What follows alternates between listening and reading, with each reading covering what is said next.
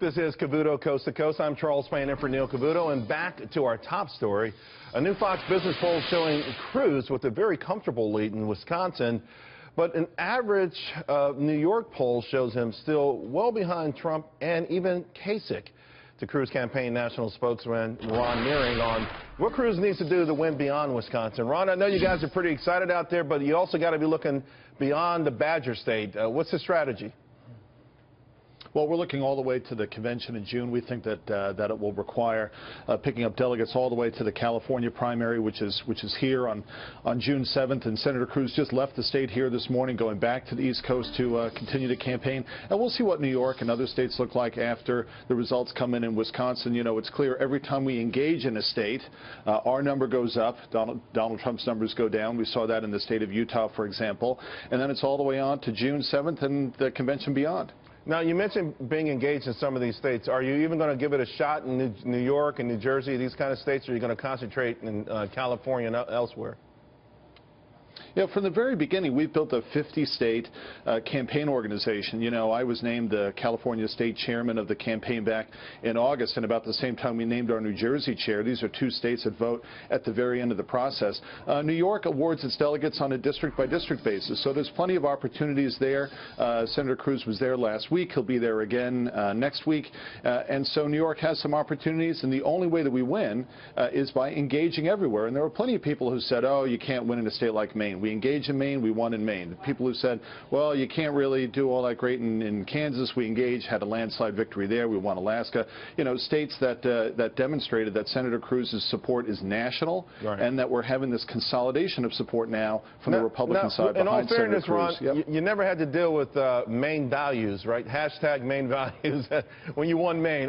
So I guess the point is, how much effort are you going to put in a place like New York, where now some analysts are saying it would be a great moral victory for your camp if you can hold Trump to under 50%? Well, you know, I'm born and raised in New York. You know New York. And you know that when people talk about, quote, New York values, they're talking about liberal New York City values, like what we see in Mayor Bill de Blasio and so on. And we've seen the impact of liberal economic policies in New York, among the highest tax states in the country.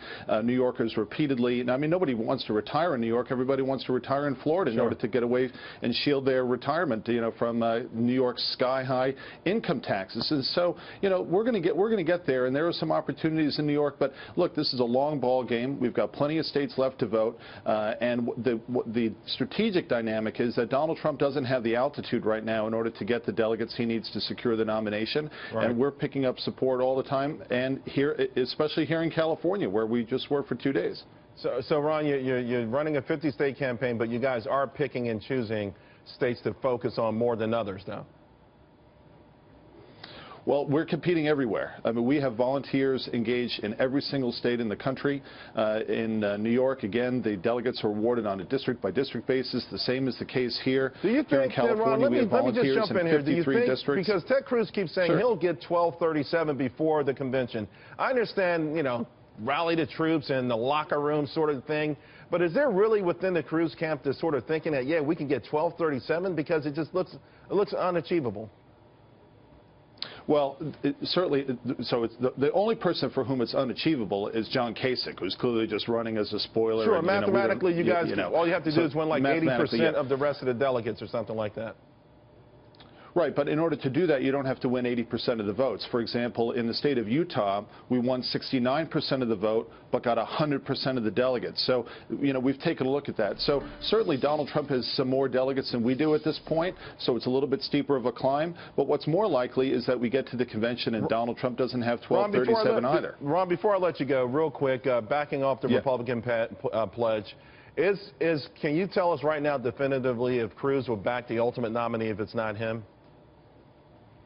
No, I can't say that, because, you know, I think that what we've certainly seen is two things. Number one, Republican voters aren't particularly concerned about which candidate who doesn't get the nomination supports which candidate who do. And number two, you know, Donald Trump has done some things which are pretty outrageous over the course of the last couple of weeks. Nobody would have expected that he would have behaved in this, you know, intensely personal way towards Senator Cruz's wife and other women. Right. All right, Ron, we've got to leave it there. It's you guys certainly have a wind in your sails, and you're making it a lot more interesting than it was just a couple of weeks ago. Good luck to you. We'll have you back real soon. You bet.